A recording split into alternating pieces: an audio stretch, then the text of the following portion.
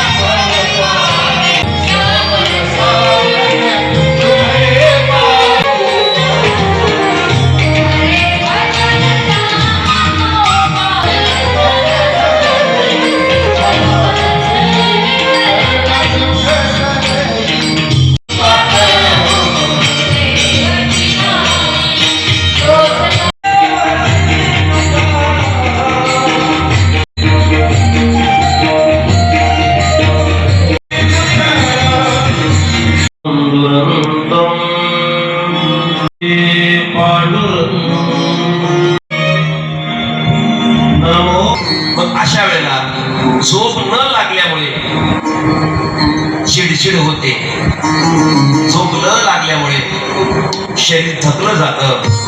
एक बोलू का? झोप जर माणसाला कमी भेटली तर माणसाचं आयुष्य कमी होतं. ज्याला झोप पुरेपूर आहे ना तो माणूस फ्रेश राहतो. बघा, माणसाच्या चेहऱ्यावरून कळालं जातं की हा रात्री झोपला का न झोपला म्हणून. काही माणसाला झोपण्याचं काही बरं का लिमिटच नाहीये. आमच्या माता माऊल्या दुपारी पण झोपतात आणि ज्या वेळेला पती घरी येतो काम करून त्याला तक्रार करतात झोप लागत नाही. तुम्ही मला सांगा 4 तास दुपारी झोपलेली बाई रात्री कशी बरं झोपेल? बरोबर की नाही? मग अशा वेळेला आपण नको त्या तक्रारी करतोय. मग झोप लागत नाही ना तर ऐका, शिव महापुराणामध्ये खूप छान मंत्र आहे. त्या मंत्राचा उच्चार जर तुम्ही सुरू केला तर ज्याला झोप लागत नाही त्याला झोप लागल्याशिवाय राहणार नाही. भगवान शिवजींच्या 5 कन्या आहेत. 1 जया, 2 देव, 3 विषहरा, 4 शामलीबारी आणि 5 दाऊदली. या 5 मुली आहेत. करायचं काय? तळ हातावर 1 चमचा भरून पाणी घ्यायचं. ओम नमः शिवाय म्हणायचं. पहिल्या कन्येचं नाव घ्यायचं जया आणि पाणी आचमन करायचं. ओम नमः शिवाय. दुसऱ्या कन्येचं नाव घ्यायचं देव आणि पाणी आचमन करायचं. ओम नमः शिवाय. तिसऱ्या कन्येचं नाव घ्यायचं विषहरा आणि पाणी आचमन करायचं. ओम नमः शिवाय. चौथ्या कन्येचं नाव घ्यायचं शामलीबारी आणि पाणी आचमन करायचं. ओम नमः शिवाय. 5व्या कन्येचं नाव घ्यायचं दाऊदली आणि पाणी आचमन करायचं. तुम्हाला झोप लागेल. शिव महापुराण हे खूप मोठं शास्त्र आहे. आपल्याला अनेक प्रकारच्या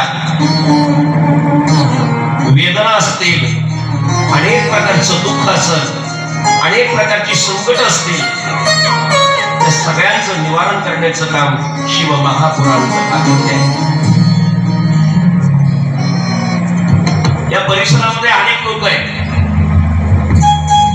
पण सगळ्यांना तिथे येता येत नाहीये. काय कारण? त्याचं कारण एकच आहे, पुण्याही कमी पडते. कथा ऐकण्याकरता पुण्य असावं लागतं, कीर्तन ऐकण्याकरता पुण्य असावं लागतं, भजन करण्याकरता पुण्य असावं लागतं. तसं माणसाला श्रवण होत नाहीये. एक छान असं उदाहरण आहे. 2 मित्र आहेत. एक मित्र कीर्तनाला चाललेला आहे. कीर्तनाला चाललेला असणारा मित्र दुसऱ्या मित्राला म्हणतोय, काय रे येतो का? आणि कुठं चाललास? कीर्तनाला चाललोय. त्यावेळेला त्या मित्रांनी उत्तर दिलं, आलोस रे पण शेतात काम आहे, मला जमणार नाही. आता ज्याला कीर्तनाला जायचं होतं, ज्याला आवड आहे तो बरोबर निघतोय. ज्याला आवडच नाही त्याच्या मागे कारणही भरपूर सांगतोय. आलोस तो महाराज पण काय करावं, जमलं नाही, घरात कामं होती, मुलगा आजारी होता, अनेक प्रकारची कारणं असतात. ती कारणं तिथं लक्षात घेण्यापेक्षा त्याची पुण्य कुठेतरी कमी पडलंय म्हणून त्याला या मंडपामध्ये, या दरबारामध्ये भोलेनाथांच्या येता आलं नाही. आता ज्याला आवड होती तो गेला कीर्तनाला. महाराज कीर्तन किती तास असतं? 2 तास. पण दुसरा जो मित्र शेताकडे निघाला होता, मध्येच त्याला एका घरामध्ये पती पत्नीची भांडण चालू होती हे त्यांनी पाहिलं. बऱ्याच लोकांना दुसऱ्याच्या घरात भांडणं झालेली आवडतात, खास तर महिला मंडळीला जास्त. त्यांना फार मोठी पर्वणी वाटते होते. दुसऱ्याच्या घरात जर भांडणं ऐकली ना तर ती स्त्रीला लावून सांगते, हे ऐकलं का काय चालू आहे बघ. फार आनंद होतो त्यांना. पण ते दृश्य जर आपल्या घरात झालं तर आपल्याला किती वाईट वाटतं की नाही. बरं त्याच्याकरता कोणी निमंत्रण देतं का तुम्हाला? नाही, पण माणसं आवर्जून तिथं जातात. आता या दोघांची भांडणं चालू होती, हा तिथे गेला. खरं तर असं आहे, पती पत्नीच्या भांडणामध्ये शहाण्या माणसांनी पडू नये. सकाळी भांडणारे पती पत्नी संध्याकाळी एक होतात आणि मध्ये सोडवणारा जो असतो ना तो काय होतो? विरोधी होतो. पण शहाण्या माणसांनी पती पत्नीच्या भांडणात जाऊ नये. नाही जाऊ.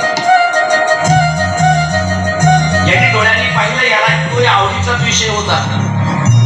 जवळचे नातेवाईक होते, हा सोडवायला गेला. सोडवता सोडवता 3 तास गेले. 3 तास कसे गेले हेही त्याला कळलं नाही. 3 तास कुठं घालवले? भांडण सोडवायला. 2 तास कीर्तन ऐकले असतो. मित्र त्याचा तिकडनं आला. त्यांनी पाहिला, रे माझा मित्र तर अजून इथंच आहे. विचारलं, काय रे शेतात गेला नाही का? अजून इथंच आहे. त्यावेळेला त्यांनी सांगितलं, नाही हो, हे माझे जवळचे नातेवाईक आहेत, यांची भांडणं सोडायला मी इथे थांबलो. 3 तास कसे गेले हे कळालं नाही.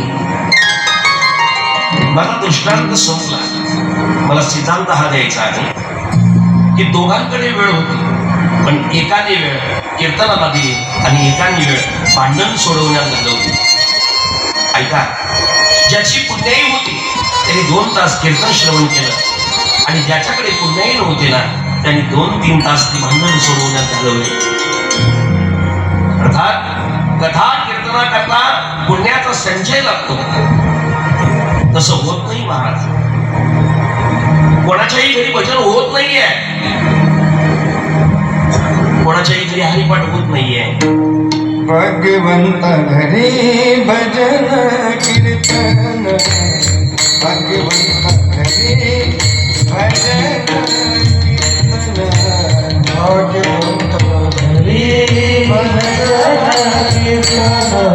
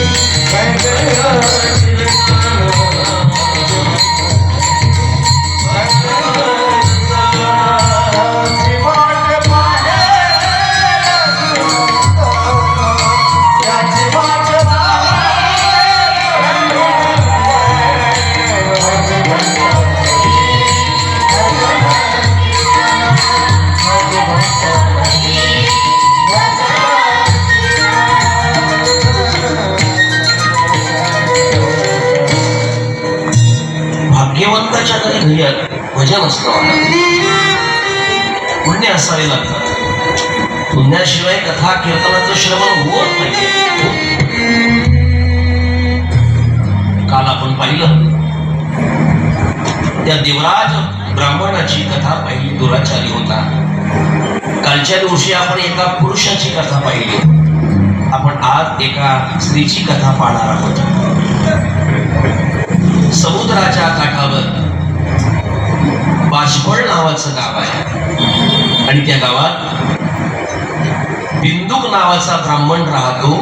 त्या बिंदुकाची पत्नी चंचुला.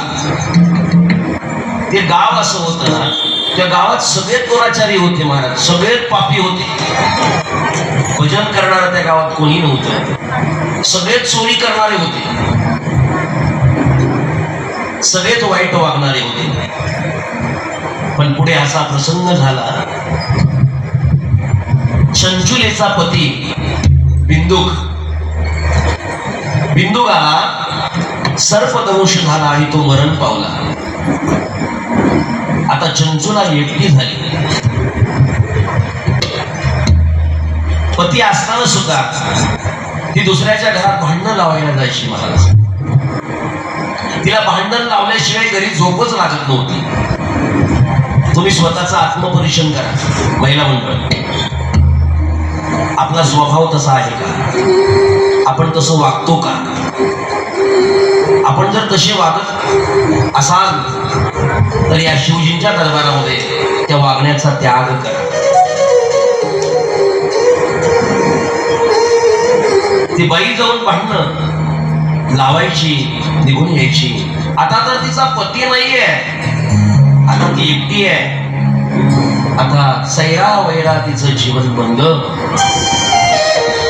सकाळपासून तर संध्याकाळपर्यंत नुसतं भांडणं लावायचं काम ती करायची. हो, नुसतं भांडण लावायचं. आता भांडण लावणं हे काही चांगलं काम आहे का? वाईट काम आहे. चोरी करणं चांगलं काम आहे का? वाईट काम आहे. पण चोरी करायची, भांडणं लावायची. एकटी असल्यामुळे तिला कोणीही बोलायला नव्हतं. पण आपल्याला माहिती आहे संसारामध्ये माणसाचे दिवस सारखे नसतात. झाडाकाची सावली दुपारी जिथे तुम्हाला पाहायला मिळते ना, तिथे संध्याकाळी पाहायला मिळत नाही. ती दुसरीकडे जाते, पुढे चालते, पुढे चालते. प्रपंचात सारे दिवस सारखे नसतात. म्हणून एखाद्याच्या वाट्याला जर वाईट दिवस आले तर ज्याच्या वाट्याला चांगले दिवस आहेत त्यांनी ज्याच्या वाट्याला वाईट दिवस आलेले आहेत त्याला सांभाळा. कुठल्याही क्षणाला तुमच्यावर ते वाईट दिवस येऊ शकतात. दुसऱ्याच्या वाईट काळात त्याची निंदा करण्यापेक्षा, त्याला हसण्यापेक्षा त्याला समजावून घेणं अत्यंत गरजेचं आहे. का तर न जाणून त्याच्यावर जे आता दिवस आलेले आहेत ते दिवस उद्या आपल्यावरही येतील. शरीर हे दिवसांदिवस वाढत जात, वाटतं की नाही? आणि शरीराचं सौंदर्य जे आहे ते कायम टिकत नाहीये, नाही टिकत. आता ज्याचं वय 50 आहे त्या 50 वर्षाचा चेहरा बघा आणि त्याचं वय ज्या वेळेला 20 वर्षाचं होतं त्या 20 वर्षाच्या वयाचा चेहरा पहा, तुम्हाला काहीतरी बदल झालेला पाहायला मिळेल. पण माणसाचं वय जरी वाढलं तरी माणसाला असं वाटतं मी तरुणच दिसलो पाहिजे. तो त्याच्याकरता प्रयत्नही करतोय. काय काय प्रयत्न करतो? अगदी सोपा प्रयत्न आहे. पांढरे केस काय करतो? काळे. सोपा प्रश्न आहे. म्हणजे त्याला कुठेतरी वाटतं मी वयोवृद्ध झालो हे लोकांना वाटतं कामा नये. मी सतत तरुण राहिलो पाहिजे. तरुण. एक आजीबाई आरशाच्या दुकानात गेली. कशाच्या? आरशाच्या. आणि सांगितलं दादा एक आरसा दे बाबा. आरसा दिला. सांगितलं किती पैसे? म्हणे 60 रुपये. 60 रुपये दिले. आरशात तिने पाहिलं, तिला तिचं तोंड बरं वाटलं नाही. त्यावेळेला ती परत त्या आरशावाल्याकडे गेली आणि त्याला सांगते काय मी पूर्वी आरसा घेतला होता तो 20 रुपयाला होता आणि तेव्हा माझा चेहराही चांगला दिसत होता. आता मी आरसा घेतला त्याचे तुला 60 रुपये दिले आणि त्याचा चेहराही चांगला दिसत नाहीये. त्यावेळेला तो दुकानदार म्हटला आजी तुम्ही पूर्वी म्हणजे कुठल्या वयात होता? त्यावेळेला ती आजी म्हटली माझं वय त्यावेळेला काय होतं? 20 वर्षाचं होतं. 20. आणि आता किती वय आहे? 60 वय आहे. त्यावेळेला त्या दुकानदाराने सांगितलं 20 वर्षात तुम्ही तरुण होता. आरसा हाच होता पण 20 वर्षात तुम्ही तरुण होता म्हणून तुमचा चेहरा सुंदर दिसत होता. आणि आता तुमचं 60 वय झालंय. आरसा तोच आहे. आता तुमचा चेहरा तरुण राहिला नाही म्हणून कसा तुम्हाला पाहायला मिळतो. म्हणजे चेहऱ्यावर अशा काही येतात निर्गुट्या येतात की जो चेहरा पाहिल्यावर लहानपणात लोक धावत होते कशा करतात? बाळा एक पप्पी दे रे. पण कोणी वयस्कर माणसाची पप्पी घेतली असं पाहिलं का? अरे पप्पी तर सोडा त्याचा चेहराही पाहायला कोणी तयार नाहीये. पोरांचे मित्र जर घरी यायचे असते ना तर तो पोरगा सांगतो, आई आजोबाला आतमध्ये घेऊन जा, आतल्या खोलीत ठेवू का? आजोबांचा चेहरा कुबडासारखा दिसतो, त्याला पाहिल्यावर माझे मित्र घाबरतील. म्हणजे लहान वयात तारुण्यात तुमच्या सौंदर्याचं कौतुक समाज करत होता. शरीर तेच आहे, पण आता मात्र तुमचं वय झालंय, त्याच शरीराचा तोच समाज तिरस्कार करतोय. शरीर दिवसांदिवस काय होतं, कमजोर पडत चालतं. आणि मग ही चंचुला जी आहे ना ती थकली आता,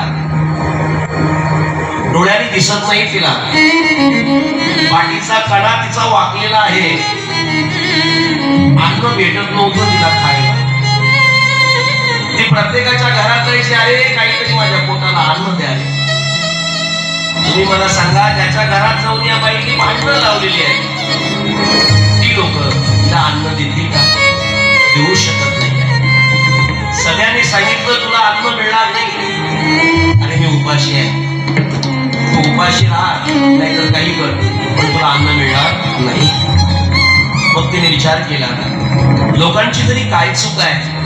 अरे ज्या लोकांना मी कधी चांगलं बोललो नाही, ज्या लोकांमध्ये मी कधी चांगलं वागलो नाही, ज्या लोकांच्या घरी मी चोऱ्या केल्या, ज्या लोकांच्या घरी जाऊन मी भांडणं लावली, ती लोक मला कशी त्यांच्या दारात उभं करतील? काय समाजाची तरी चूक आहे? तिच्या चुका तिच्या लक्षात यायला लागल्या. माणसाने केलेल्या चुका माणसाच्या कधी कधी लक्षात याव्यात. पण काही लोक मी चुकलोय हे मान्यच करायला तयार नाहीये. मी चुकलोय ना तर मी माफी मागितली पाहिजे. ती चूक माझ्या हातकडून पुन्हा होता कामा नये, बस परमात्मा तुम्हाला माफ करेल. आणि आता चंचूला विचार करते, गावात तर कोणी उभं करत नाही, आता करायचं काय? दुसऱ्या अपर गावाला गेली, तिथेही कोणी अन्न देईना. भुकेने व्याकुळ झालेली चंचूला आता मरणार असं वाटायला लागले, क्रूर झाली होती. एक दिवशी रस्त्याने चालत असताना पायात पाय तिच्याशी गुंतत होते आणि तेवढ्यात तिकडनं काही 8-10 महिला हातामध्ये आरती आहे, प्रसाद आहे, येत आहेत. तिला बरं वाटलं, आता मला या महिला प्रसाद खायला देतील, माझी भूक भागेल असं वाटलं होतं. या महिला कशा पुढे आल्या ना, तशी धावली, मला प्रसाद द्या, मला भूक लागलेली आहे, नाहीतर मी मरेन. महिला म्हटल्या, तुला भूक लागलेली आहे आम्हाला मान्य आहे, पण हा प्रसाद तुला मिळणार नाहीये. शिवजींना दिल्याशिवाय आम्ही तुला देऊ शकत नाहीये. तुम्ही कुठे चाललात? अशी चंचूला त्या महिलांना विचारलं, कुठे चाललात? त्यावेळेला सांगितलं, आम्ही शिवजींच्या मंदिरात चाललोय, शिव महापुराण कथा तिथे चालू आहे. मग तू असं कर, तिथे दररोज प्रसाद आहे, तू शिव महापुराण कथेला चल, कथा ऐक आणि पोटभर प्रसाद खा. चंचुलीला सुद्धा ते पटलं बरं आणि चंचुला त्यांच्या मागे मागे निघालेली आहे. शिवजींच्या मंदिरामध्ये कथा चालू आहे. चंचुला कथेला बसलेली आहे, पण पोटात अन्नाचा कट नव्हता, व्याकुळ झाली होती. पण तिला माहिती होतं कथा संपल्याशिवाय प्रसाद मिळणार नाही. कथा चालू असताना कथेतला प्रसंग चालू झाला.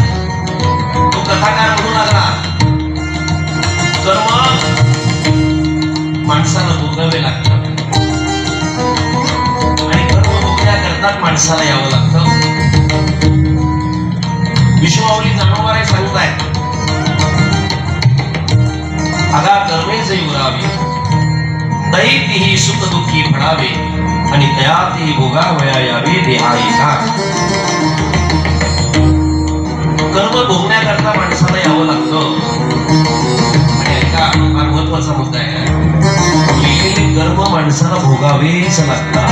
कर्मदाने तिची भोगावे, केले कर्मदाने तिची भोगावे, केले कर्मदाने तिची भोगावे, केले कर्मदाने तिची भोगावे, केले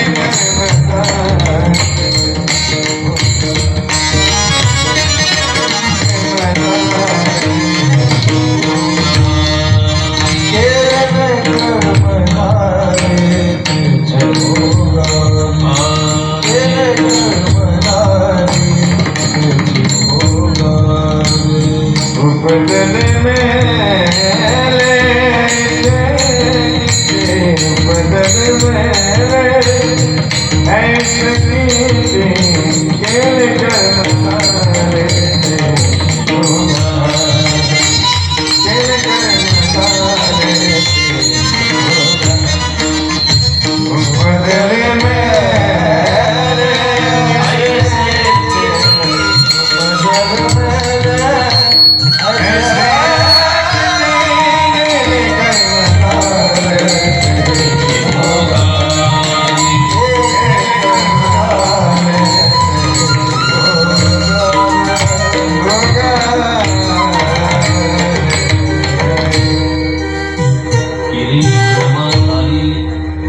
तेची भोगा आली उपजले मेली ऐसे इति. केलेले कर्म भोगावेच लागतात. मग ते कमी असू द्या नाहीतर जास्त असू द्या, पण केलेल्या कर्माचा भोग माणसाला भोगावाच लागतो. ते फिरून फिरून आपल्याकडेच येतं बघा. पण गोड उदाहरण दिलेलं आहे. ऐका, एक कंपनी आहे. त्या कंपनीचा एक मालक आहे आणि त्या कंपनीमध्ये एक मॅनेजर म्हणून एक माणूस काम करतो आहे.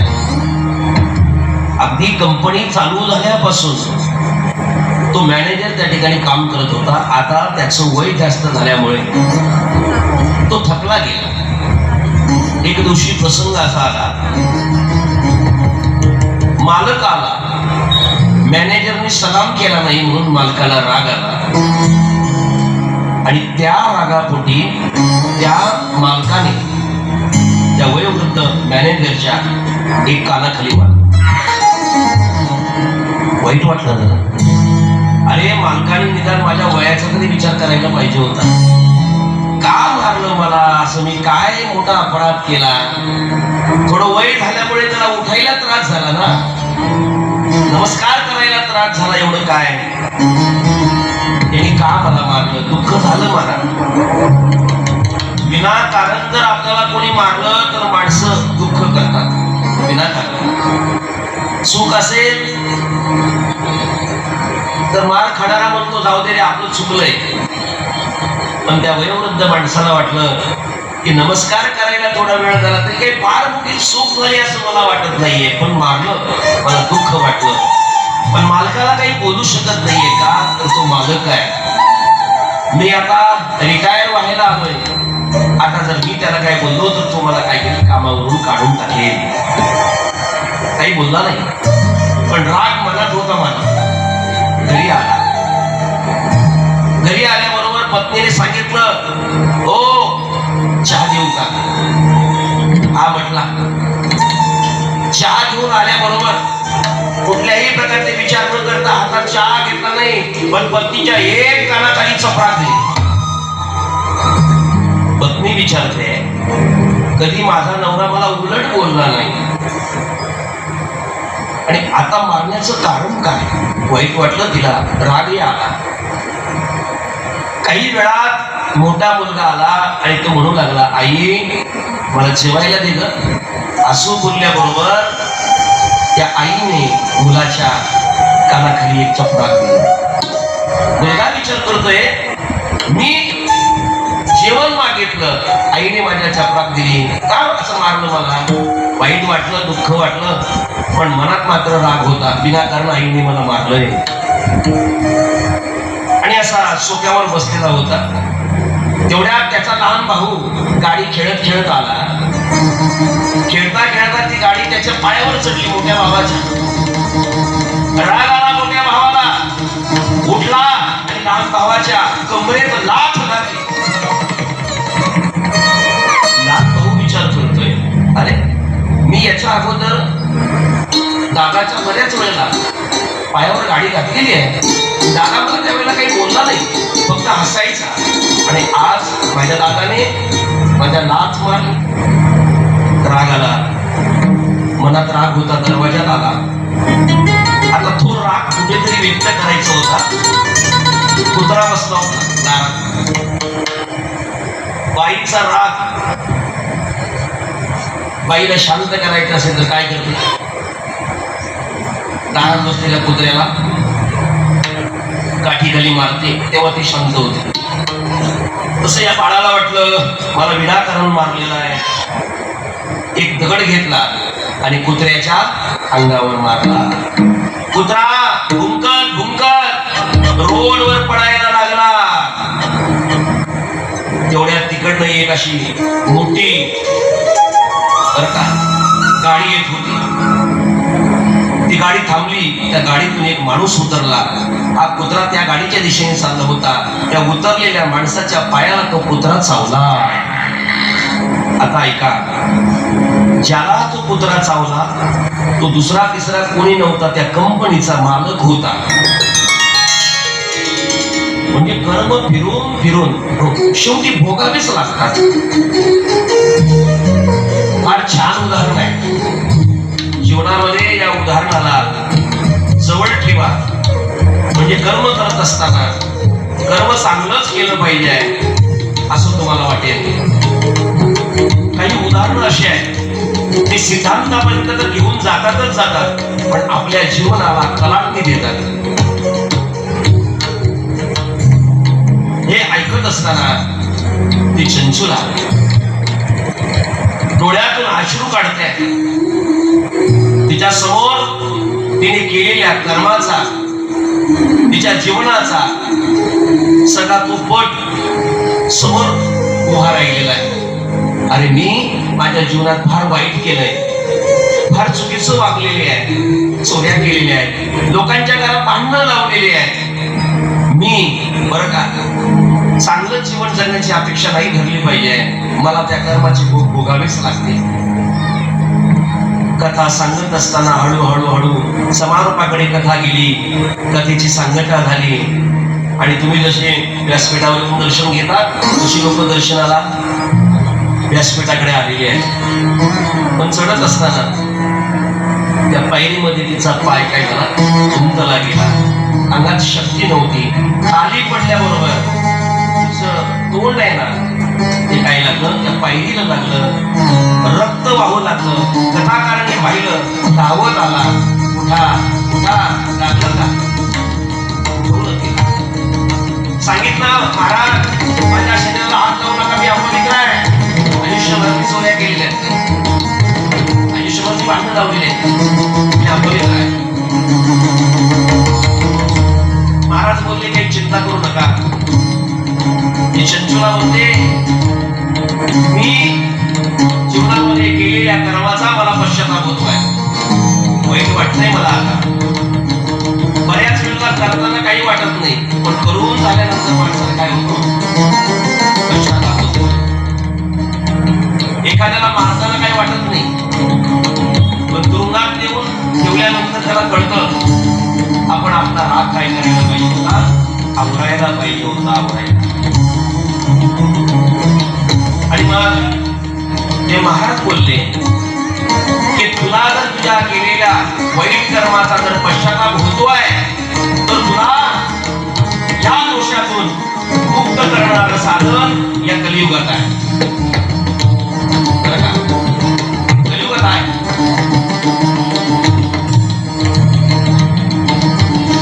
ते शिवजींच्या बरं का काळापासून चालत गेलं.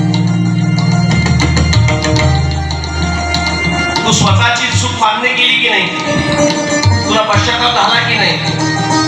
मग आता तुला याच्यातून सुटण्याचा मार्गही मी सांगतोय. तू दोषमुक्त होशील, फक्त माझं सांगू नाही. आणि काय, नामस्मरण कर, इथे येणाऱ्या संतांची सेवा कर आणि दररोज शिव महापुराण कथा श्रवण कर. तू दोषमुक्त होशील. त्या महाराजांचं म्हणणं ऐकलं, तिथेच राहिली, सेवा करू लागली, दररोज शिव महापुराण कथा श्रवण करू लागली, झाडू मारू लागली. आता जी मरायला आलेली चंचुला अन्न खायला भेटल्यामुळे आता तब्येत वगैरे तिची चांगली झालेली आहे. पुढे 25 वर्ष ती जगली, मरायला आलेली 25 वर्ष जगली आणि 25 वर्षानंतर तिला मृत्यू आला.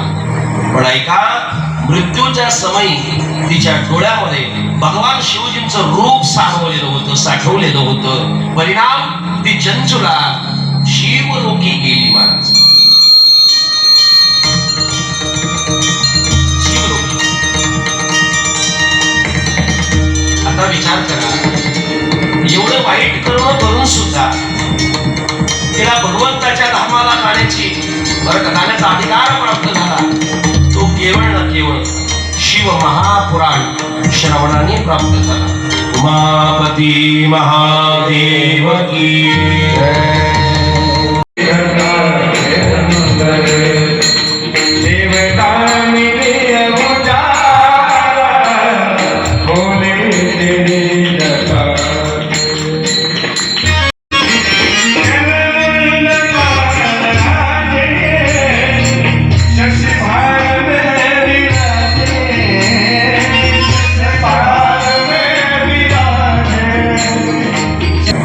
चंचुला ही शिवलोकात गेलेली आहे. तिला एवढा मोठा अधिकार प्राप्त झाला की भगवान शिवजींच्या आणि पार्वती मातेच्या बाजूला तिला बसण्याचा अधिकार प्राप्त झाला. ती पार्वती मातेच्या बाजूला बसायची, दोघी एकामेकीसोबत गप्पाही मारायच्या. पण नेहमीच तिचा चेहरा असा उदास दिसायचा, दुःखी दिसायचा. पार्वती मातेने ओळखलं की जरी आपल्यासोबत गप्पा मारत असली तरी हिच्या मनात काहीतरी दुःख आहेच. त्यावेळेला पार्वती माता त्या चंचुलेला बोलते, चंचुला, फार पुण्याईने तुला इथे येण्याचं भाग्य प्राप्त झालं. मोठ्या मंडळी सोबत तुझं बसणं झालेलं आहे. तू काय विचार करते, काय दुःख आहे तुझ्या मनात, सांग मला.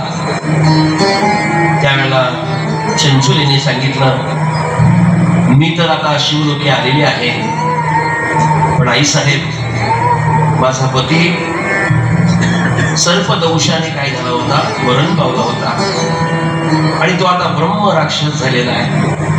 माझी विनंती आहे, जसं मला सोडवलं ना तसं माझ्या नवऱ्याला देखील काय करा, तुम्ही या दोषातून मुक्त करा. पार्वती माता विचार करते, चंचुला ही आता माझी मैत्रीण आहे, माझ्यासोबत बसते आहे, माझ्यासोबत बोलते आहे. आता हिच्या मनात असणारं दुःख आपण घालवायचं. पार्वती मातेने तुंबाराला बोलवलं. तिथं भगवान शिवजींच्या दरबारामध्ये शिवकथेचं गायन करायचं. त्याला सांगितलं, हे तुंबारा, माझी मैत्रीण फार दुःखी आहे, तू असं कर, तिचा पती ब्रह्म राक्षस झालेला आहे, त्याला तू काय कर, दोषमुक्त कर. तुंबाराने सांगितलं, आई साहेब, हा जर देहधारी असता, जे माणूस असता, तर याला शिवकथा सांगून मी दोषमुक्त केलं असतं. पण हा तर ब्रह्म राक्षस आहे पार्वती माता म्हणते काही करा, पण त्याला सोडवा, माझ्या मैत्रिणीच्या जीवनातलं दुःख घालवा. डुंगराने विचार केला, त्याला इकडे तिकडे शोधलं. त्यांच्या लक्षात आलं एका झाडाला तो ब्रह्म राक्षस काय झालेला होता, बांधलेला होता. त्याच्यावर पाणी शिंपडलं. त्याला भगवान शिवजींच्या शिव महापुराणाची कथा सांगितली. परिणाम, त्या ब्रह्म राक्षसाला दिव्य शरीर प्राप्त झालं.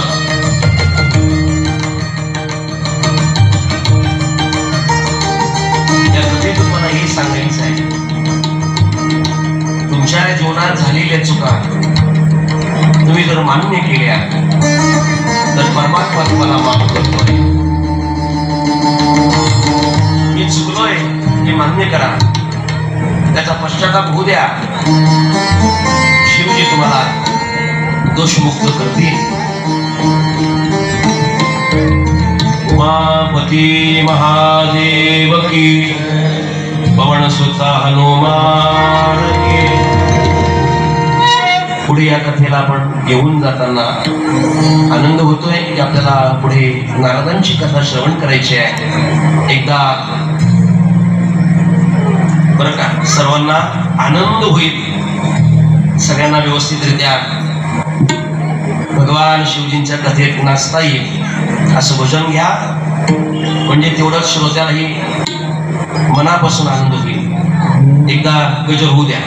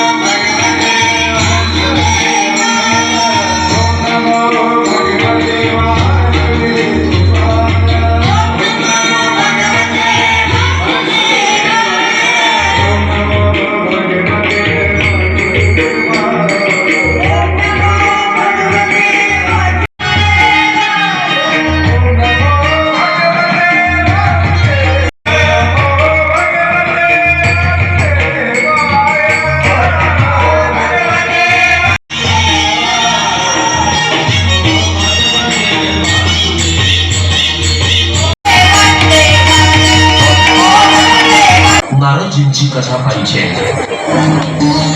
ही कथा तुळशीदास महाराजांनी श्री रामायणामध्ये सुद्धा सांगितलेली आहे, पण शिव महापुराणामध्ये ही कथा थोडीशी विस्तारपूर्वक आलेली आहे. आता नारदजी म्हटलं की आपल्याला माहिती आहे, नारायण नारायण श्रीमन्नारायण नारायण नारायण. सगळ्यांनी बोला.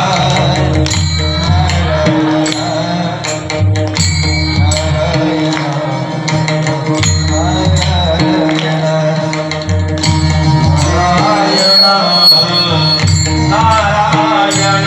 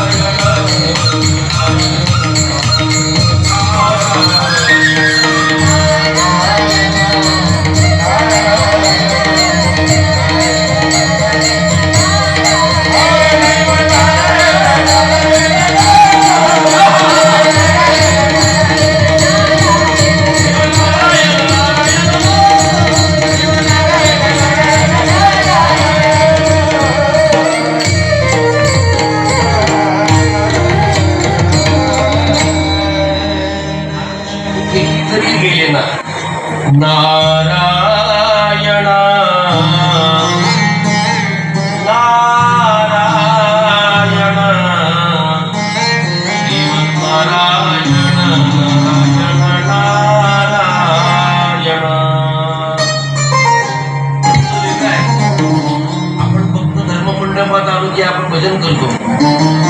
हळदीच्या मंडपात करतो का? आता काही वारकरी संप्रदायामध्ये छान काही परंपरा आलेल्या आहेत. हळदीच्या मंडपात सुद्धा हरिमुखी म्हणा, हरिमुखी म्हणा, पुण्याची गणना कोण करी. मी म्हणतो जिच्या हळदी येत ना ती भाग्यवान आहे. म्हणजे जिथे लोक बाटली घेऊन नाचतात, कसली दुधाची. मग बोला बोला, मला तुमच्या तोंडातून ऐकायचं आहे. दारूची. बरं, नाचणाऱ्यांना लाज वाटत ते बोलू का? मनाला तुमच्या चटका देऊन जाईल तो शब्द. त्यांनी लाज सोडलेली असते आणि उलट त्यांना वाटतं की आम्ही फार चांगलं काम करतोय. चांगली माणसं दिसली की अजून ते उड्या मारतात. म्हणून चांगल्या लोकांनी अशांचे नाच पाहायला जायचं नाही. अरे जे नाचल्याने आपल्या पदरात पाप पडतं ते नाचणं आपल्याला कशाला हवंय? नाचायचंच असेल ना तर कीर्तनात नाचा. नाचू कीर्तनाचे रंगी, नाचू कीर्तनाचे रंगी, नाचू कीर्तनाचे रंगी, नाचू कीर्तनाचे रंगी,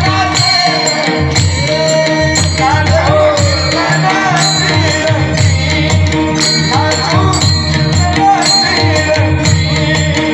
कीर्तनाचे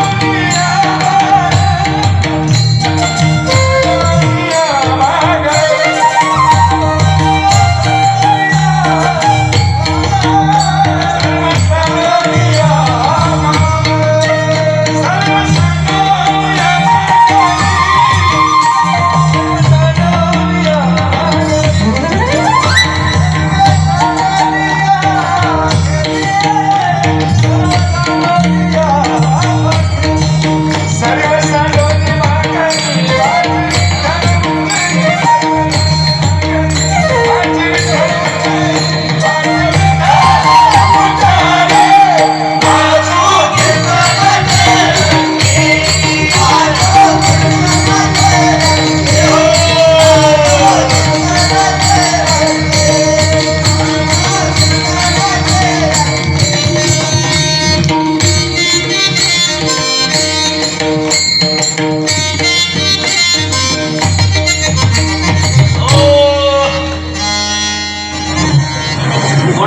कीर्तनात नाचल्यावर आनंद मिळत नाही. कोण म्हणतंय कथेत नाचल्यावर आनंद मिळत नाही. पण आपण नाचलो पाहिजे ना. माऊली ज्ञानोबाने वर्णन करून सांगतात, तरी कीर्तन नाचेनी नटनाचे, नाशिले व्यवसाय प्राय चित्ताचे, जे नामचे नाही पापाचे ऐसे गेले. कीर्तनात नाचल्याने, कथेत नाचल्याने पाप लागत नाही. पण हळदीत जर नाचला तर नक्कीच तुमच्या पदरात पाप पडल्याशिवाय राहणार नाही. तर तुम्ही म्हणाल हळदीत नाचणाऱ्यांच्या विरोधात तुमचं बोलणं आहे. आता हे माझं बोलणं नाही, हे साधू संतांचं बोलणं आहे. वक्ता स्वतःच्या मनाचं नाही सांगत, त्यांनी जे वाचलेलं आहे, त्यांनी जे अनुभवलेलं आहे बरं का, त्याद्वारे तो बोलत असतो. म्हणून बऱ्याच वेळेला कधी कधी वक्त्याचं बोलणं काही लोक मनाला लावून घेतात. स्वतःने वैयक्तिक मनाला लावून घ्यायचं नाहीये. हे बोलणं कोणा एकट्यासाठी नाही आहे, तर वक्त्याचं बोलणं हे समाजहितासाठी आहे. समाजहितासाठी. महाराज होते नारदजी महाराज कुठेही गेलं तरी त्यांचं भजनच चालायचं. तपाला बसले महाराज. नारदांचं तप पाहून इकडे ब्रह्मदेवाला भीती वाटली की हा आपलं पद नक्की घेईल, आपलं पद नक्की घेईल. मग आता याला काहीतरी आपल्याला उपाय करावा लागेल. अप्सरा पाठवल्या, त्याच्यानंतर काही वाद्य वाजवणारे पाठवले, कामदेवाला पाठवलं की जा याची तपश्चर्या भंग करा. माणसं चांगलं करत नाहीये, पण चांगलं करणाऱ्याला अडवण्याचं काम मात्र खूप माणसं करतात. अरे आपल्याला चांगलं करता येत नसेल तर करू नका, पण जो चांगलं करतो ना त्याला मात्र अडवू नका. आणि मग काय, नारदजींची तपश्चर्या भंग करण्याकरता कामदेवाने प्रयत्न केले. वाजवा, काय म्हणायचं, वाजवा नाचा. नृत्य करणारे होते ना, नाचा वाजवा, नाचा वाजवा. त्या गणाला सांगायचे नाचा, वादक होते त्यांना सांगायचं वाजवा, नृत्य करणारे होते त्यांना सांगायचं नाचा. पण महाराज एवढा वेळ तो बोलला, वाजवा नाचा नृत्य करा, वाजवा नाचा वाजवा नाचा. नाचणाऱ्या ज्या होत्या ना त्यांच्या पायातले घुंगरू पडले. वादक होते ना ते वाद्य फुटले गेले. आता मात्र कामदेवाने विचार केला की आता हे आपल्याला आवडण्यासारखं नाहीये. मग तेवढ्यात वाजवा नाचा वाजवा नाचा म्हणता म्हणता सांगितलं, हे गप्प बसा. हातून द्या ना, हातून द्या, काही कामाचं नाही, हातून द्या. कामदेवानी शरणागती केली महाराज. कोणाची, नारदाची. नमस्कार केला, आपण फार बलवान आहात, हे हारलोय. हातामध्ये हार होता, हार तो गळ्यात घातला हनुमंतांच्या आणि कौतुक करायला सुरुवात केली. वा, तपामध्ये तुम्ही श्रेष्ठ आहात, तुम्ही काम जिंकला, काम जिंकला, काम जिंकला. हे कौतुक ऐकत असताना नारदाला खूप बरं वाटलं, महाराज खूप बरं वाटलं. पण घातलेला हार तो नारदांच्या जीवनातले हार करून गेला. तुम्ही बारकाईने पाहिले का, हार घालणारा वागतो का ज्याच्या गळ्यात हार आहे म्हणजे पडणार आहे तो वागतो. हार जो घालायला येतो ना तो असा ताठ राहतो की नाही, तो वागत नाही. पण ज्याच्या गळ्यात हार घालायचंय तो काय करतो बघा तुम्ही. म्हणजे हार कोणाची आहे, कोणाची हार आहे, घालणाऱ्याची आहे का ज्याच्या गळ्यात हार पडतोय त्याची आहे. त्याचं उत्तर आहे ज्याच्या गळ्यात हार पडतो ना, अरे त्याचीच हार आहे. फार त्या हारला चिपटून न करावं. बरेच लोक त्या असे हार घातले लोकांनी का फोटो काढतात. निदान बॅनरवर तरी फोटो देताना त्या हाराची फोटो देऊ नका. ते हार आहे, जीवनातली हार आहे. मी बराच वेळ याचा अनुभव घेतला. बरीच लोक हाराला खूप खूप प्रेम करतात, गळ्यात टाकलं की ते लय वेळ ठेवतात. आता मी थोडं विसरलो म्हणून राहिला तो, नाहीतर हार फार वेळ गळ्यात ठेवायचा नाही. जीवनाची हार होऊ शकते.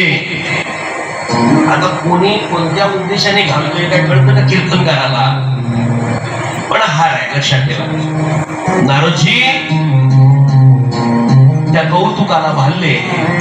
मी काम शिकला, अहंकार झाला माणसाला, अहंकार झाला. बऱ्याच वेळेला माणसाच्या कार्याचं कौतुक केलं की माणसाला त्या कार्याचा अहंकार होतो. कोणी जर बोललं ना तुम्ही छान बोलता आहात तर लगेच त्याला अहंकार होतो. कोणी जर बोललं ना तुम्ही छान वाजवता लगेच त्याला अहंकार होतो. का तर तुमचं कौतुक केलेलं, तुम्हाला आम्हाला अहंकाराकडे घेऊन जात आहे. म्हणून माझं मत आहे, कोणी कौतुक करण्यापेक्षा निंदा केलेली कधीही चांगली. पण आपल्याला निंदा पचतच नाही. पचते का? निंदा केलेली पचत नाही. पण कौतुक केलेलं माणसाला आवडतं. मग ते खोटं असू द्या नाही तर खरं असू द्या.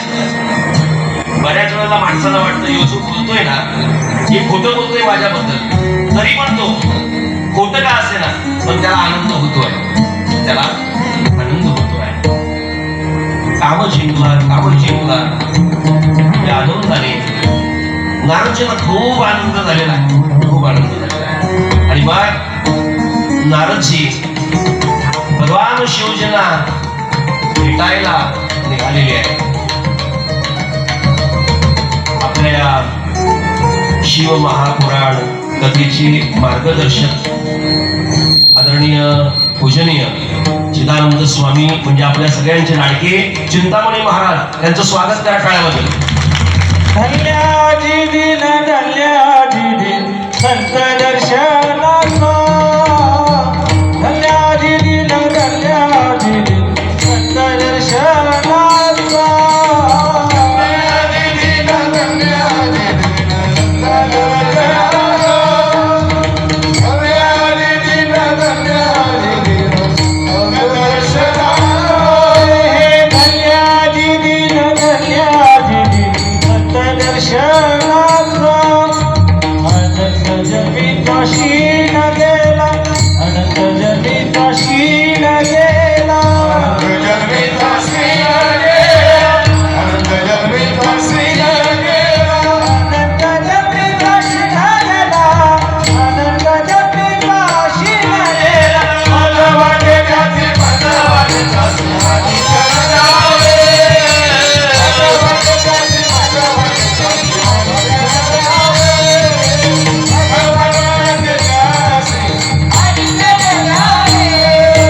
मदन सोडावे चरण द्या.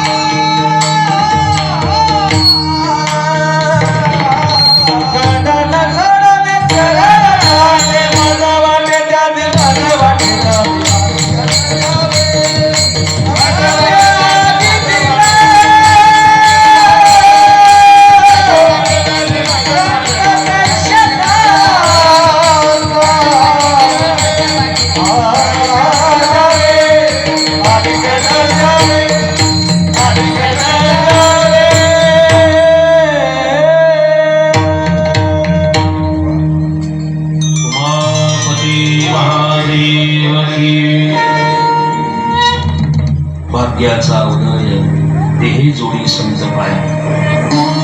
महाराजांच्या रूपाने आज या व्यासपीठावर आपल्याला संतांचं दर्शन होत आहे. हे आपलं मत भाग्य आहे. की ज्याने आपलं संपूर्ण आयुष्य भगवत चरणी समर्पित केलेलं आहे. समाजाच्या हिताकरता ते रात्रंदिवस प्रयत्न करतात. अशा साधूला, अशा संतांना विनम्र भावनेने अभिवादन करतो. नारदजी शिवजींकडे जातात आणि सांगतायत, शिवजी काम जिंकला बरं का, काम जिंकला. शिवजी म्हटले, काम जिंकला, काम जिंकला. आता हे मला सांगितलं, तिकडे विष्णूला जाऊन सांगू नका. चांगलं सांगितलं की नाही. बऱ्याच वेळेला चांगलं सांगितलं तर माणसाला पटत नाही. अशी खूप लोक आहेत, चांगलं सांगितलं की पटत नाही. पण मग त्यावेळेला नारदाच्या मनात असा संशय आला की शिवजी माझ्या कामावर जळतात. मी यशस्वी झालोय, मी काम जिंकलाय, हे यांना सहन होत नाही. एखाद्याला जर गाता गाता एखाद्याचा ताल गेला किंवा स्वर गेला, त्याच्यापेक्षा एखादा अनुभवी असेल, तो सांगतोय दादा नाही ते स्वर गेला, ताल गेला, पण त्याच्या मनात असं वाटतं, सांगताना ते चांगल्या भावनेने तो सांगतो, पण त्याच्या मनात असं वाटतं की मी गातो याला जळण होते, जळण. तसं नारदजींना वाटलं शिवजी माझ्यावर जळतात. फार लक्ष दिलं नाही नारदाने. मग पुढे विष्णूकडे जातात आणि विष्णूकडे गेले म्हणतात, सांगतायत बाबा मी काम जिंकला, काम जिंकला, काम जिंकला. विष्णू विचार करतायत, आतापर्यंत राम राम म्हणत होता, नारायण नारायण म्हणत होता, आता काम काम म्हणायला लागला, वर्ग बिघडला. आई वडिलांनी वेळेतच मुलाला आवरण्याचा प्रयत्न करावा. मुलाच्या मुलीच्या वागण्यामध्ये जर बदल झाला तर शाळ्या आई वडिलांनी अधिक लक्ष घातलं पाहिजे. कधी कधी आपले हितचिंतक येऊन सांगतात, दादा तुमची मुलगी वाईट वागते, जरा लक्ष द्या. बरं तो चांगल्या करता येतो, पण तो त्याला उलट सुनावतो, अरे आमची खानदानी तशी नाही. काय सांगतोय तू माझ्या मुलीबद्दल? अरे माझी मुलगी चांगली आहे. तो सांगणारा विचार करतो मी चूक केली, इथे येऊन चूक केली आहे. पण जर तो विषय आई वडिलांनी जर मनात घेतला की बाबा रे हा परका मनुष्य आपल्या हिताचा विचार करून इथं सांगायला आलेला आहे, या गोष्टी थोड्याशा आपण घेतल्या पाहिजेत, तर नक्कीच त्यांच्यामध्ये काहीतरी त्या मुलीमध्ये परिवर्तन करू शकते. पण आई वडील ऐकत नाही, शेवटी परिणाम काहीतरी चुकीचं घडलं जातं. आणि मग भगवान श्री विष्णूने विचार केला, आता पोरग बिघडलंय, याच्याकरता काहीतरी युक्ती करावी लागेल. आणि मग ज्या रस्त्याने नारदजी जाणार होते ना, त्या रस्त्याने एक सुंदर असा महाल तयार केला. त्या महालाचे राजे शिरनिधी आणि त्यांची मुलगी विश्वमोहिनी, आणि तिच्या त्या महालाच्या दारामध्ये अशी गर्दी होती, गर्दी. सगळे परगावचे राजकुमार तिथं आलेले होते. नारदजी तिथून चालले होते महाल. ती गर्दी पाहिल्यावर नारदजी विचारू लागले, बाबा रे काय आहे इथं? सांगितलं विश्वमोहिनीचं लग्न आहे. असं ऐकल्याबरोबर नारदालाही काय झाली, लालसा निर्माण झाली. आपण जाऊन आत जाऊन बघावं. आणि मग नारदजी आत गेले. आत गेल्याबरोबर त्या राजाने नारदाचं स्वागत केलं. या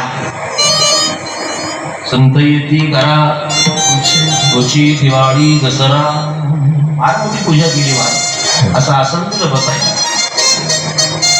साधू संतांचा आदर करायला आपण शिकलो पाहिजे. आणि मग आसन दिलं. नारदजी बसले. आता त्याला वाटलं नारदजी आलेले आहेत, थोडं भविष्य विचारूया. त्याला आपण त्या भविष्य संबंधाने बोलतो. आणि मग राजाने आपल्या मुलीचा हात नारदाच्या हातात दिला आणि सांगितलं, नारदजी जरा सांगा बघू हिला कसा नवरा मिळेल. आता नारदजींच्या हातात तो हात घातल्याबरोबर तो चेहरा पाहिला, ती सुंदरता पाहिली, नारद पागल झाला महाराज. मनातल्या मनात विचार करू लागला, अरे काल पेपरला दिलं नसतं तर बरं झालं असतं. काय काम जिंकला, काम जिंकला, बरं झालं असतं. एवढ्याही सुंदर मुली आहेत, माझी फार मोठी चूक झाली, मी काल पेपरला दिलं, काम जिंकला, काम जिंकला. पण मनामध्ये तिचं सौंदर्य बरं का फसलेलं होतं. भविष्य सांगताना थोडंसं उलट सांगितलं, असं सांगायला पाहिजे होतं, या जगाचा मालक, ब्रह्मांडाचा मालक हिला पती मिळणार आहे, पण याने उलट भविष्य सांगितलं, ही ज्याची पत्नी होईल त्याला या जगाचं बरं का ब्रह्मांड प्राप्त होईल, असं उलट सांगितलं मला. मग आता आपल्याला ती मिळाली अशी नारदाच्या अंतःकरणामध्ये भावना निर्माण झाली आणि नारद परत जाऊन तपाला बसले. नारदांचं तप पाहून परमात्मा प्रसन्न होऊन नारदाच्या समोर उभी राहिले. नारदा बोल, काय पाहिजे?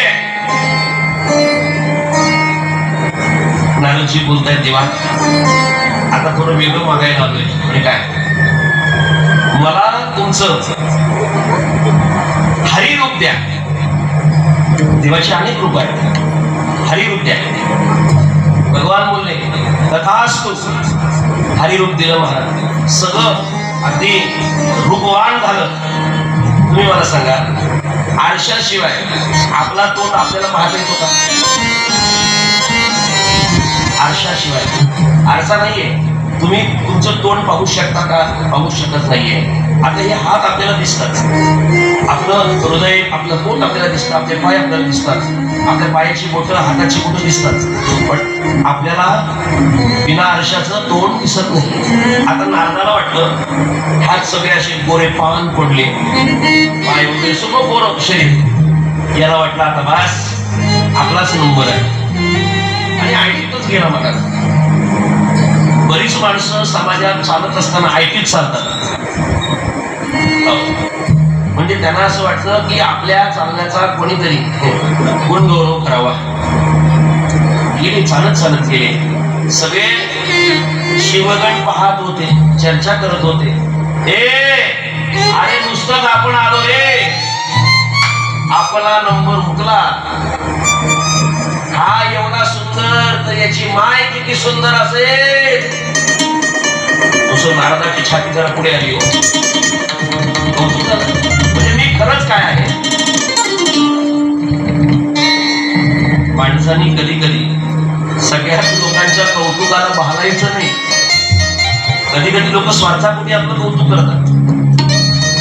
पुढच्या शीटवर जाऊन बसले महाराज पुढच्या, आणि तिकडनं ती विश्वमोहिनी हार घेऊन आली. नारदाला पाहिल्या बरोबर तिने आपल्या बापाला आवाज दिला, बाबा हा पहिल्या नंबरचा कोण आहे, याला लगेच बाहेर काढा. पोरीचं डोकं बिघडलं काय? आणि या दरबारात फक्त मीच सुंदर आहे आणि बापाला म्हणते बाहेर काढा. पोरीला अक्कल नाही, या मुलीला अक्कल नाही. आणि मग त्याला बाजूला केलं, महाराज बाहेर काढलं. तो विचारतो, अरे मला बाहेर का काढता? तेव्हा त्यांनी सांगितलं, जे बाहेर काढत होती ते, हो जरा आरशातून बघून या. आता त्यावेळेला आरसा होता की नाही मला माहिती आहे. मग नारदांनी पाण्यात पाहिला. इकडे नारदाला बाजूला केला आणि शेवटच्या खुर्चीवर भगवान श्री नारायण होते. त्यांच्या गळ्यात जाऊन काय केली, विष्णू माळ घातली. भगवान विष्णू, भगवान नारायण त्याला घेऊन निघाले. इकडे स्वतःचा चेहरा पाहिला, महाराज लाल गुंद डोळे झाले महाराज त्याचे. देवा, अरे तुला मला सौंदर्य द्यायचं नव्हतं तर तू नाही म्हणून सांगायचं ना. अरे का मला फसवलंस? खूप रागाचं सांगताना कथाकारांनी सुद्धा रागातच सांगितलं पाहिजे, बरोबर की नाही?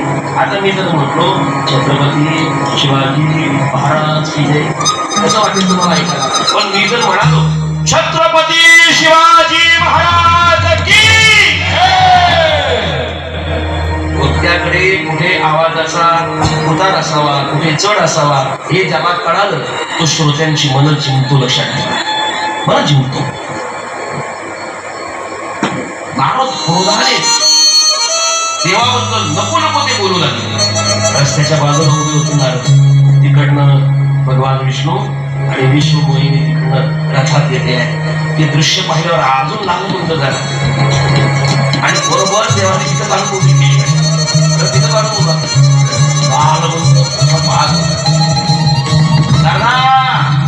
अरे काय देवा बोलू नका, मला बसवलंय तुम्ही. अरे नव्हतं सुंदर सौंदर्य द्यायचं तर नाही म्हणायचं ना. का माझा घात केला देवा? मला ही विष्णू मोहिनी हवी होती. का मला असं तुम्ही शिक्षा दिली? पण देवा ऐका, मी तुम्हाला शाप देतो. तुमच्या पुढच्या अवतारात तुमची पत्नी चोरीला जाईल आणि त्या चोरीला गेलेल्या पत्नीला शोधण्याकरता आमची वानर जात असेल. भगवान विष्णू बोलले, बरंच तापलंय बाबा. मग त्यांनी सांगितलं, जरा शांत हो. भगवान विष्णू मोहिनी तिथून अदृश्य झाल्या. ते महाल वगैरे अदृश्य झालं, राजा अदृश्य झाला आणि नारदजी आता भानावर आले. राजाला कळालं आपल्या समोर फक्त मायावती, बाकी काही नव्हतं. फार मोठी चूक झाली, आता करावं काय? नारद फार विचार करू लागला. आपल्या बाबांकडे गेला आणि सांगितला की बाबा, माझ्याकडून खूप मोठा अपराध झालेला आहे. मी साक्षात भगवान विष्णूला शाप दिलेला आहे बाबा. फार माझ्या जीवनाचा अपराध झाला. मला या दोषातून मुक्त करा बाबा, मुक्त करा. या दोषातून मला मोकळं करा बाबा. आणि मग त्यावेळेला नारदजींना सांगितलं, आता चिंता करू नका, तुमची चूक तुम्हाला कळलेली आहे ना. आता विचार करू नका, तुम्हाला या दोषातून मी मुक्त करतो आहे. आणि मग नारदजींना सांगितलं की तुम्हाला मुक्त करण्याचं बरं का साधन एकच आहे. कोणतं? तुम्हाला शिव महापुराण कथा श्रवण करावी लागेल. नारदाने सांगितलं, बाबा मी श्रवण करायला तयार आहे. नारदाने शिव महापुराण कथा श्रवण केली आणि आपल्या जीवनातल्या दोषांपासून नारदजी मुक्त झाले. उमापती महादेव की, पवन सुत हनुमान की.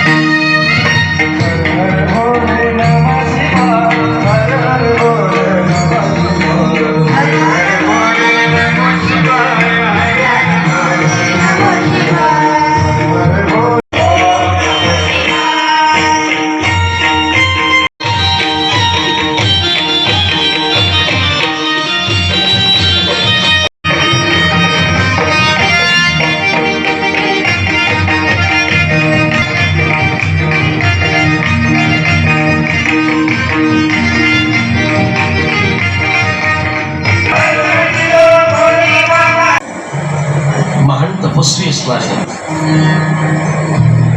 ज्यांनी तप करून काम जिंकला, पण त्याचा कुठेतरी गौरव झाल्यामुळे नारदाला त्याचा अहंकार झाला. एक लक्षात ठेवा, ज्याला आपल्या जीवनामध्ये खूप पुढे जायचं आहे, उंच शिखर गाठायचं आहे, त्यांनी लोकांनी केलेल्या कौतुकाला भालवून आपल्या अंतःकरणात अहंकार निर्माण करून घेऊ नका. आपल्याला माहिती आहे अहंकार दोन्हीकडे घातक आहे. म्हणजे तो प्रपंचातही घातक आहे आणि परमार्थातही घातक आहे. प्रपंचात अहंकारी माणसाजवळ कोणी जात नाही, लगेच चर्चा होते तो अहंकारी जाऊ. तुमच्या खिशात किती पैसे आहेत कोणी पाहत नाही, तुम्ही किती मोठ्या बापाचे आहात कोणी पाहत नाही. पण तुमच्या बोलण्यात अहंकार जर त्यांना दिसला, वागण्यात अहंकार दिसला, की लोक म्हणतात त्याला बाजूला करा. अहंकारी माणसाला समाज जवळ करत नाही. म्हणून माझी विनंती आहे तुम्हाला, आपल्याकडे कळा असेल, आपल्याकडे वादन असेल, आपल्याकडे बोलणं चांगलं असेल, इतर काही गोष्टी आपल्याकडे असतील, तर कुठल्याही गोष्टीचा म्हणजे कलेचाही, वादनाचाही आणि बोलण्याचाही मुळीच अहंकार धरू नका. जसा तो प्रपंचात घातक आहे तसा तो परमार्थातही घातक आहे. अहंकार झाला, अहंकार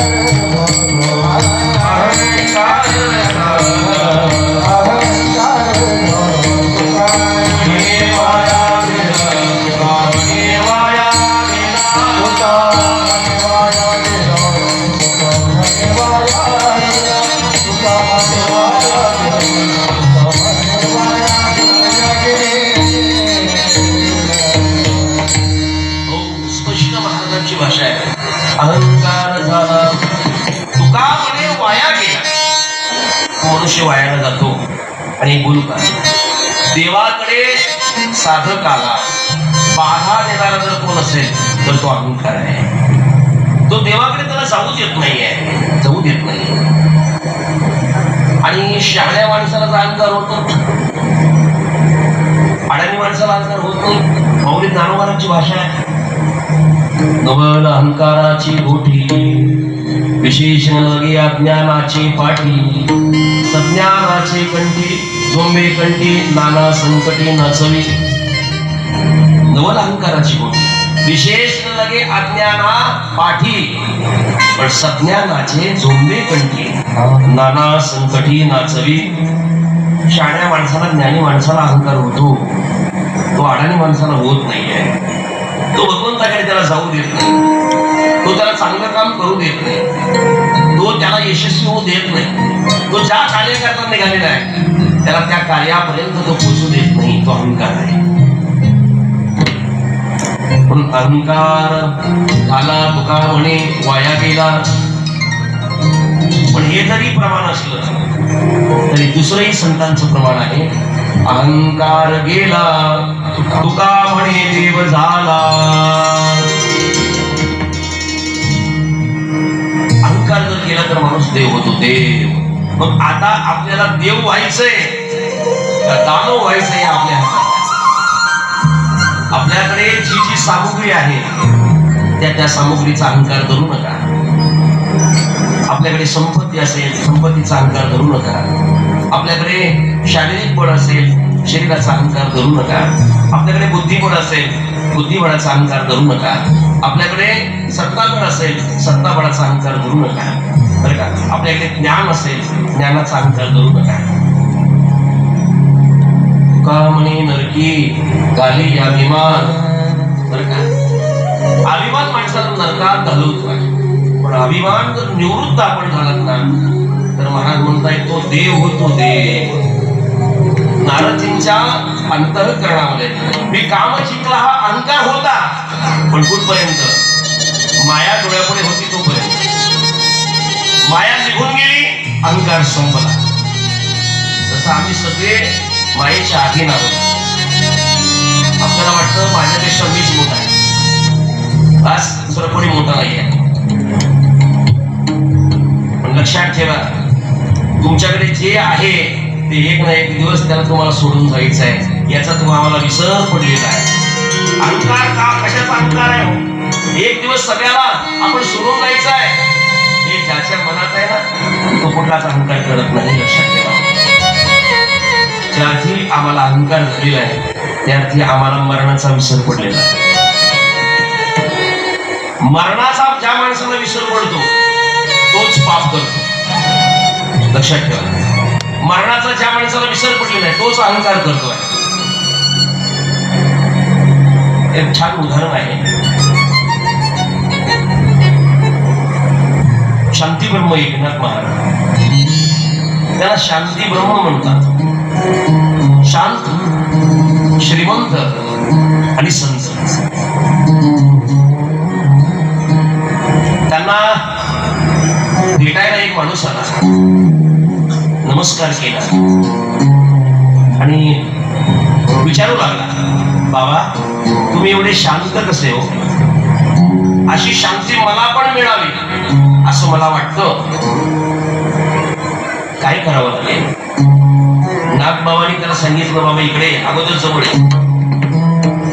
हात दाखव. अरे येत्या 5 दिवसात तू मरणार आहेस. एवढं ऐकल्यावर शांती येईल का? 5 दिवसात मरणार आहे, डोक्यात मरणच घुसलं मला. घरी गेला, कोपऱ्यात बसायला लागला. पत्नी विचारते, काय झालं घरी? बोलत मित्रमंडळी यायला लागले, त्यांच्यासोबत सुद्धा निर्याणाचे शब्द सगळे काय नाही जीवनात. सगळं संपलं आता. हे स्मशान वगैरे गेलं, स्मशानभूमीत गेल्यावर लोक काय बोलतात, काही नाही रे, काही नाही, आयुष्यभर कष्ट केले, काय घेऊन गेला तो. पण कुठपर्यंत? त्या स्मशानभूमीच्या गेट पर्यंत. बाहेर आला नाही आला की जैसे कुत्र्याची शेपूट जडीत घातली ना तर सरळ होते, बाहेर काढली की परत तशीच. स्मशानात गेल्यावर माणसाच्या गप्पा सुद्धा त्या लेवलच्या असतात. आणि मग बोलायला लागला. 4 दिवस महाराज गेले, असं तर निर्याणीची भाषा करत होता, ते असं बोलत होता. आणि 5व्या दिवशी हा मरणार आहे. हा नागबाबांकडे आला, साष्टांग दंडवून घातलं, सांगितलं, बाबा आता मला आशीर्वाद द्या, माझ्या कृपा करा, मी आता चाललोय. नागबाबा म्हटले, तू मरणार नाहीस. मग तुम्ही तर बोलले होते 5 दिवसात तू मरणार आहे, खोटं सांगितलं होतं. पण मग का? आता नाग त्याला विचारतो, या 4 दिवसात तू काय काय पाप केलं तेवढं सांग रे. त्याने सांगितलं, बाबा कसलं पाप? माझ्या छातीवर येऊन तो मृत्यू बसला होता, डोक्यात माझ्या फक्त मरणच होतं, त्याच्या पलीकडे मी कसलाच विचार केला नाही. मरण डोळ्यापुढे ठेवा, जीवनात पाप घडणार नाही, अहंकार येणार नाही, लक्षात ठेवा. मायेच्या पडद्याने आपल्याकडे आलेला अहंकार नारदजीने दूर केला. तो तुमच्या आमच्याकडे सुद्धा येऊ शकतोय. त्या अहंकाराला आपल्याला निवृत्त करायचं आहे. पण या कथेतून आपल्याला एवढं घ्यायचं आहे, नारदाला कशामुळे अहंकार झाला, तो अहंकार आपल्याला होऊ नये याची दक्षता आपण घेणं फार गरजेचं आहे. उमापती महादेव की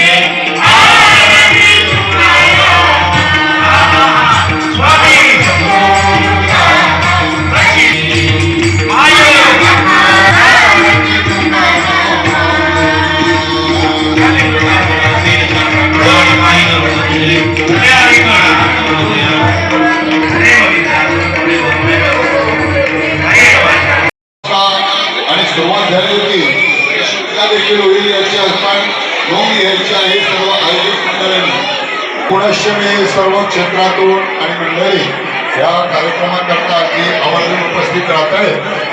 तर मग काही पारमार्थिक क्षेत्रातील असतील तर काही क्रीडा क्षेत्रातून असतील काही राजकीय क्षेत्रातून असतील सर्वांचा अगदी या कार्याच्या वतीने मनापासून आणि आभार मानतो आणि सर्वांना धन्यवाद देतो. सर्वांनी व्यवस्थित शांतता आहे कृपया आपण बसून घ्या सर्वांनी. ऑफसेट म्हणून